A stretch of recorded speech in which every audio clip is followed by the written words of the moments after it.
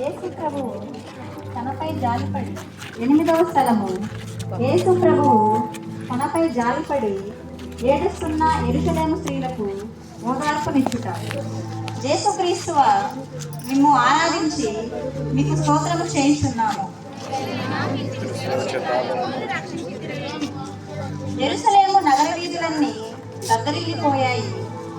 ఎప్పుడూ వినటువంటి ఈ అరుపులు, కేకలు, కేరింతలు విని ఆ నగరంలోని స్త్రీలందరూ ఊరి బయటకు వచ్చారు. ఎంతో సుపరిచితమైనటువంటి ఒక ముఖము, ఎందరినో సంతోషపరిచినటువంటి ఒక వ్యక్తి, ఎందరి జీవితాలలోనే అమృతాన్ని పోసిన మహానుభావుడు, అట్టి ఆయనను సిలువతో నడిపించుటకు కొరడాలతో కొట్టుచును చూసిన ఆ స్త్రీల హృదయాలు కరిగిపోయాయి. కన్నీరు మున్నీరుగా ఏడవసాగారు. నిజంగా ఆ ఏడుపులు ఆయన్ని కొంతగా ఊరడించాయి.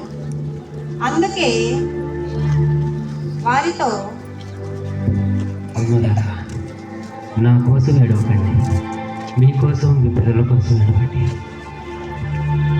అని అన్నారు. ధ్యానము.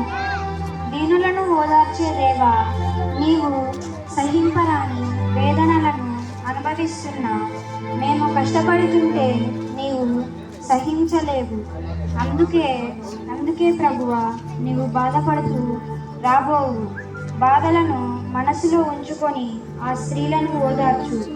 నా పాపాల కోసమే నీవు ఈ విధంగా శ్రమలను అనుభవిస్తున్నావు.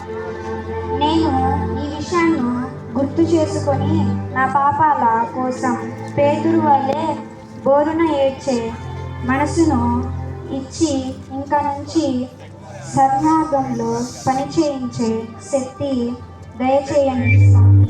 ఆమేన్.